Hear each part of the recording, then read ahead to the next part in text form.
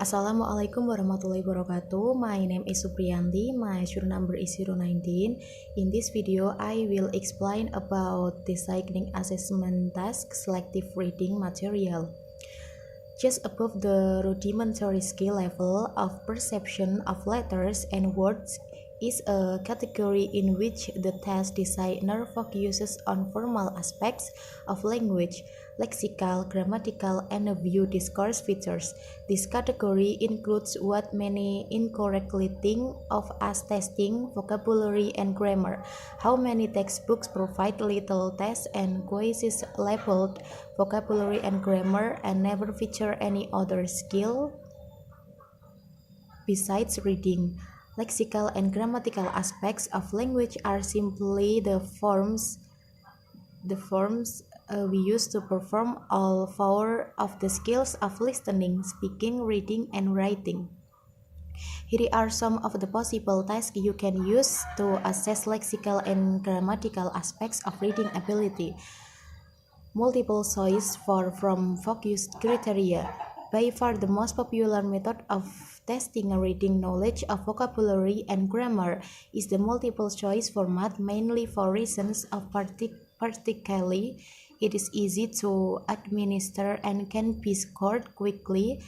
The most straightforward multiple choice items may have little context but might serve as a vocabulary or grammar check. Picture quote task. In the previous section, we looked at the picture quote task for perceptive recognition of symbols and words.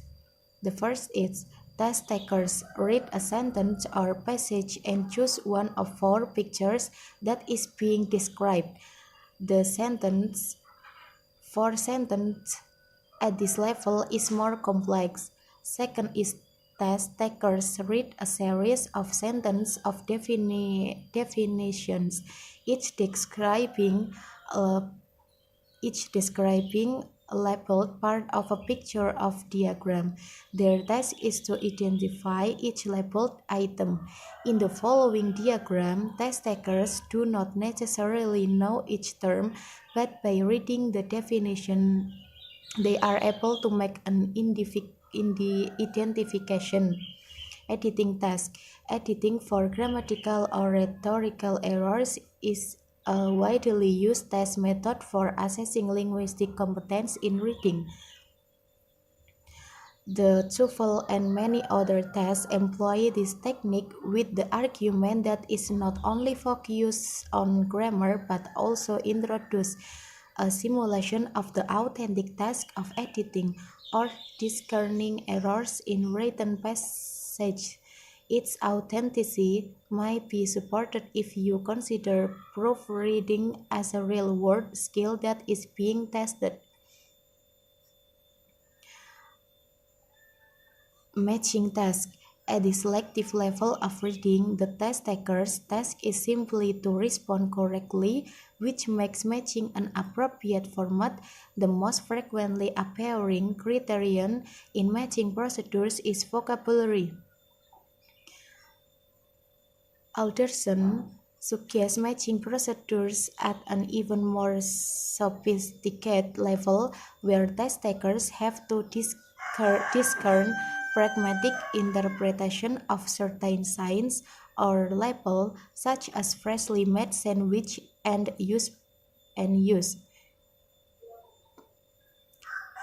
Match for those who are whistle food and this is too old, which are selected from a number of other options. Gap filling task. Many of the multiple choice tasks described above can be converted into gap filling or fill in the blank items in which the test taker's response is to write a word or phrase. An extension of simple gap filling task is to create sentence completion items where test takers read part of a sentence and then complete it by writing a phrase. Designing assessment task interactive reading. Tasks at this level, like selective tasks, have a combination of form-focused and meaning-focused objectives, but with more emphasis on meaning. Interactive tasks may therefore imply a little more focus on top-down processing than on bottom-up. Texts are a little longer, from a paragraph to as much as a page or so in the case of ordinary prose. Closed tasks. One of the most popular types of reading assessment task in the closed procedure.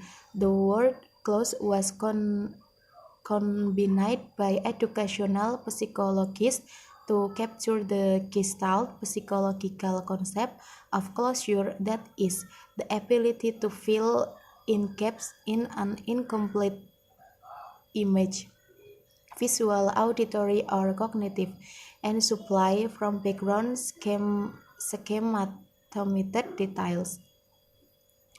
In written language, a sentence with a word left out should have enough context that a reader can close that gap with a calculated guess using linguistic experience, background experience, and some strategic.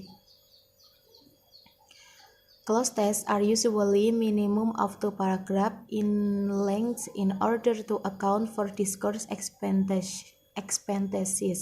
They can be constructed relatively easily as long as the specifications for choosing deletions and for scoring are clearly defined. Typically, every 7 word is deleted, but many closed test designers instead use a rational deletion procedure of choosing deletion according to the grammatical or discourse functions of the words. Two approaches to the scoring of closed tests are commonly used. The exact word method gives credit to test takers only if they insert the exact word that was originally deleted. The second method, appropriate word scoring, credits the test takers for supplying any word that is grammatically correct and that makes good sense in the context. That's enough for me. Thank you. Wassalamualaikum warahmatullahi wabarakatuh.